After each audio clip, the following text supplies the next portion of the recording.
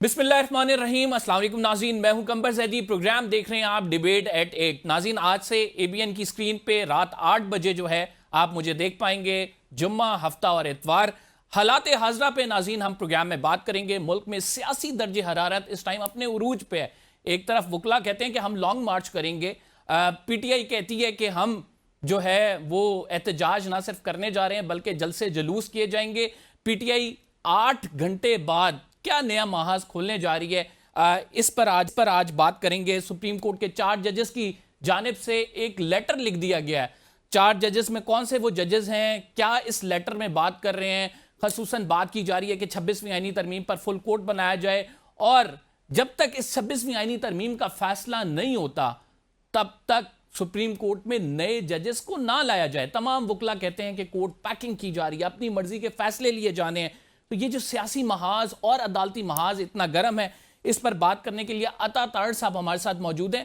हुकूमत भी काफ़ी परेशान। वज़ीर आज़म ने एक तकरीब में कहा कि पॉलिसीज़ का तसलसल होना चाहिए, मुल्क की मईशत अभी ठीक ट्रैक पे है, इसको डीरेल नहीं होने देंगे। तो वज़ीर आज़म की परेशानी भी बड़ी वाज़ेह है। खुद मौलाना फजलुर रहमान साहब के लिए वो गए, उनके घर जाके उन्होंने मुलाकात की, तो कहीं ना कहीं से हमें कुछ ना कुछ इशारे ज़रूर मिल रहे हैं। इन पर बात करने के लिए अता ताड़ साहब हमारे साथ मौजूद हैं। बहुत शुक्रिया अता ताड़ साहब, आपने हमें वक्त दिया।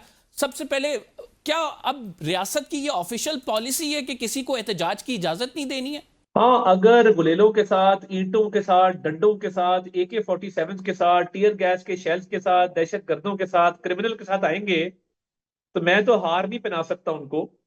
पुरअमन एहतजाज पूरी दुनिया में होता है और इजाजत होती है, मगर जिस तरह का एहतजाज 9 मई को हुआ और शुहदा की यादगारों को जमीन पे गिरा के ठुड्डे मारने वाला एहतजाज तो किसी सूरत नहीं होने देंगे। जब ये इस्लामाबाद आए हैं, या कब्रें खोदी हैं, या पार्लियामेंट का गेट तोड़ा है, या आग लगाई है, या ग्रीन बेल्ट का क्या कसूर है मुझे बता दें। दरख्त बेचारे का क्या कसूर है कि उसको आग लगा देते हैं?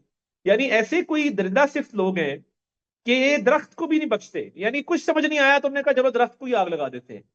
तो ये पुरअमन लोगों के लिए एहतजाज होता है। नहीं तो फिर आप किस तरह से एहतजाज रोकेंगे? दोबारा से गोलियां चलाएंगे फिर? नहीं, गोलियां चली पहले। आपके पास है कोई एविडेंस? चला दें, जरा वीडियो चला दें आप अपने शो पे कि आपके पास अगर एविडेंस है कि लॉ एनफोर्समेंट एजेंसीज गोलियां चला रही हैं, तो आप वो वीडियो जरूर साइड विंडो में चला दें। या आपके पास कोई ऐसी एविडेंस है जिसमें इवन दिखाया गया हो? मेरे पास एविडेंस है, मैं आपको भेजता हूँ, चला दें, जहाँ पे इनके लोग फायरिंग कर रहे हैं।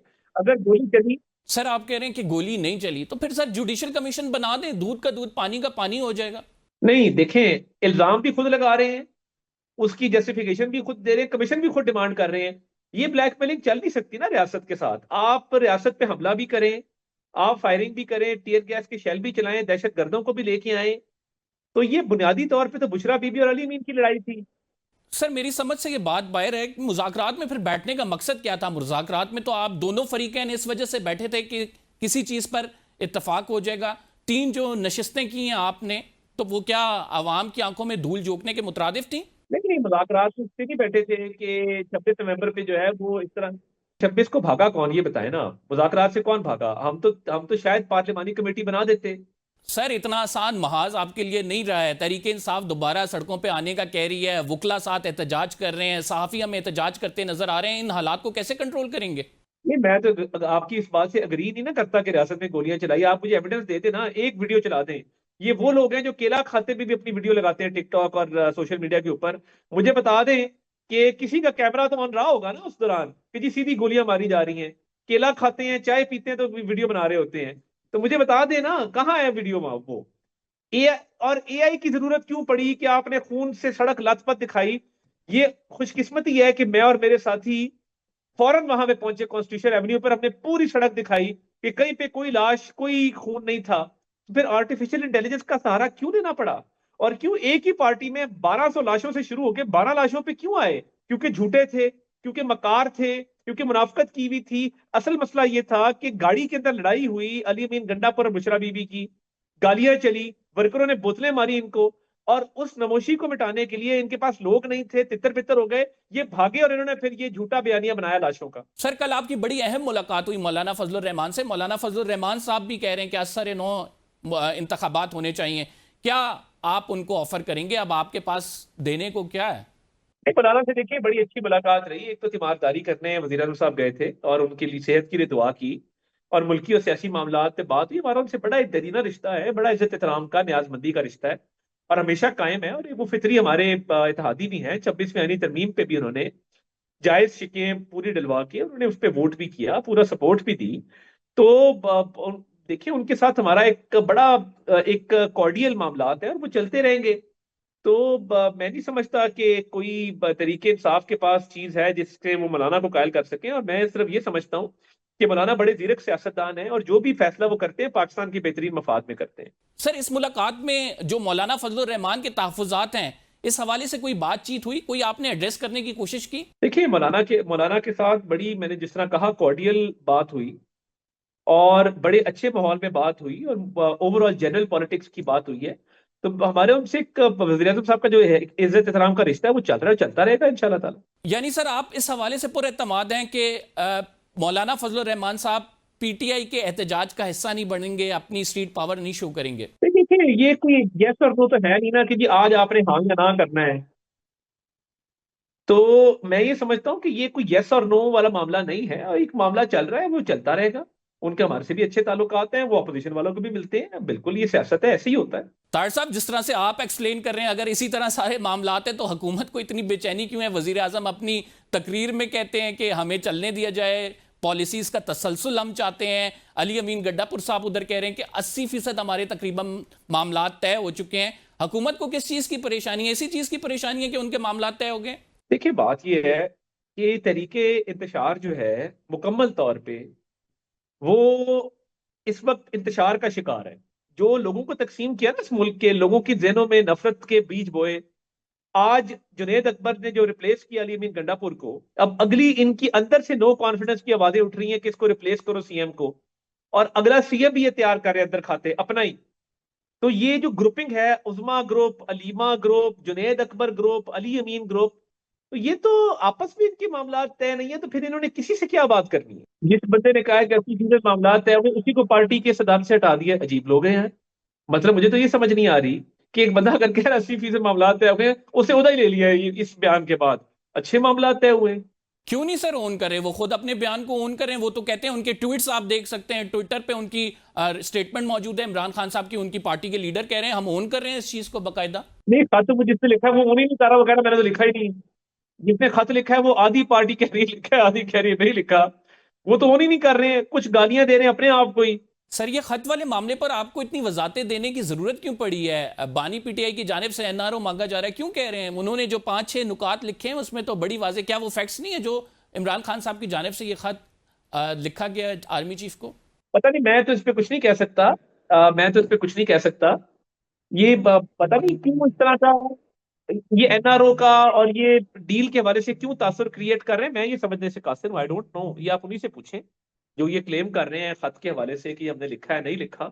उनकी अपनी जमात जब क्लियर नहीं है तो मैं इस पे क्या कमेंट करूं। सर, कोर्ट पैकिंग के हवाले से बातें हो रही हैं। वुकला कहते हैं कि हुकूमत 26वीं आईनी तरमीम इसलिए लाई है ताकि अपनी मर्जी के जज और फैसले ले सके। Your take sir. आपको भाई पैमरा का नोटिस आ जाएगा। मैं तो तौहीन अदालत नहीं कर सकता ना। चीफ जस्टिस एक मौजूद है मुल्क के अंदर जिन्होंने ओथ उठाया आइन के मुताबिक, 26वीं आईनी तरमीम के मुताबिक। मैं अब इस पे क्या कमेंट करूं? जज पैकिंग क्या होती है और ये क्या हो रहा है, मैं तो ये समझने से कासिर हूँ। अदलिया मौजूद है। अदलिया अब एक पार्लियामान बालादस्त इदारा है। पार्लियामान ने जो आईनी तरमीम की है 2/3 के साथ की है, मौलाना की हिमायत के साथ की है। उस पर किसी को इतराज है, लीगली उसको चैलेंज करें, बट मैं इस पर कॉमेंट करना मुनासिब नहीं समझता। क्योंकि मैं बतौर पार्लियामेंट के मेंबर के समझता हूँ कि पार्लियामान एक बालादस्त इदारा होते हुए आइन में तरमीम करने का मजाज था, वो तरमीम की गई, उसके मुताबिक आगे पूरे नए सिस्टम्स बने और वो सिस्टम जो है वो बिल्कुल इम्प्लीमेंट हो चुके हुए हैं। तो इसमें कोई ऐसी साजिश वाली बात करनी नहीं चाहिए, मुनासिब ही नहीं है अदलिया पे तनकीद करना पब्लिक फोरम्स के ऊपर और इसको पे एक साजिश करार देना। मैं समझता हूँ ये नामुनासिब बात। सर, बिलावल भुट्टो जरदारी तो कह रहे हैं कि अदालत से कोई भी फैसला आया हम इस तरमीम को रोल बैक नहीं करेंगे। आप लोगों का इस पे क्या स्टांस है? क्या आप लोग भी यही कहते हैं कि हुकूमत नहीं मानेगी इस फैसले को? अभी तो मुझे लगता है कोई ऐसी नौबत आई नहीं है कि कोई ऐसी फौरी कल परसों को फैसला आने वाला हो इस पे। जब आएगा we will cross the bridge. Sir, पहले कौन से आपने फैसले माने हैं? अभी तक मखसूस नशिस्तों के फैसले पर अमल दरामद नहीं हुआ है। देखिए मखसूस नशिस्तों पे तो स्पीकर का बड़ा एक प्रिंसिपल स्टैंड है। वो ये समझते हैं कि वो आइन और कानून के मुनाफी था और वो उनका राइट है समझना। पार्लियामान एक बालादस्त इदारा है जैसे मैंने कहा। तो वो स्पीकर का स्टैंड अपनी जगह मौजूद है। तो इस पे देखेंगे जब we will cross the bridge when we get there. Sir, PECA act पर सहाफी बिरादरी जो है सरापा एहतजाज है, इनका मौक़िफ़ है कि हमें इस मामले पर ऑन बोर्ड नहीं लिया गया। असल तो मसला ये है कि डाइसेंट की आवाज़ को आप रोकना चाहते हैं, इस वजह से ये लाए हैं। जो माशरे में आवाज़ें थोड़ी बहुत उठ रही हैं उनको भी आप ख़त्म करना चाहते हैं। सर देखिए, बात ये है कि कतन कोई डाइसेंट वाला मामला नहीं है। ये पीका किस लिए बनाया गया है? आपने पढ़ा है पीका एक्ट? तो अगर मुझे कोई मुतनाज़ा शिक एक पढ़ दे जरा ऑन एयर, बता दें कि जी फलां शिक बड़ी मुतनाज़ा है और उसमें बड़ा खराबी का आंसर है। कोई एक मुतनाज़ा शिक नहीं है, कोई एक ऐसी शिक नहीं है जिसपे किसी को इतराज हो। मुझे समझ नहीं आ रही है, और बिल्कुल सहाफियों को सारों को ऑन बोर्ड करेंगे, but child pornography, deep fake, खवातीन की हरासमेंट, वाजिबुल कत्ल करार देना, लोगों पे इल्जाम लगा के उनको नुकसान पहुंचाना, ये सब लोगों को अगर कानून के दायरे में लाया जा रहा है तो फिर कोई ना कोई इसकी पीछे मंतक होगी ना। आप मुझे ये बता दें, फेक न्यूज़ की तशरीह के हवाले से उसमें क्या लिखा है? इस हवाले से काफ़ी सवालात उठ रहे हैं कि आपने फेक न्यूज़ की जो तशरीह की है उस एक्ट में, वही दुरुस्त नहीं है। इसीलिए सहाफी को मेंबर बनाया गया है काउंसिल ऑफ कंप्लेंट्स का। इसीलिए ट्राइब्यूनल में जज के साथ एक सहाफी बिठाया गया है। इसीलिए राइट प्रोटेक्शन अथॉरिटी का एक मेंबर सहाफी बिठाया गया है, ताकि सहाफी ये फैसले कर सके कि फेक न्यूज क्या है और क्या नहीं। अभी रूल्स बनने हैं, रेगुलेशंस बनने हैं, इम्प्लीमेंटेशन प्लान बनना है, तो सहाफियों को इंशाल्लाह ऑन बोर्ड करेंगे और बैठ के इस पे मशावरत करेंगे। There is always room for improvement. तो मैं समझता हूँ कि डेड एंड नहीं है, मामला आगे बढ़ेंगे। बहुत शुक्रिया अता ताड़ साहब, नाज़रीन हमारे साथ मौजूद थे। हम एक छोटे से ब्रेक पे जा रहे हैं। We will be right back after this short break.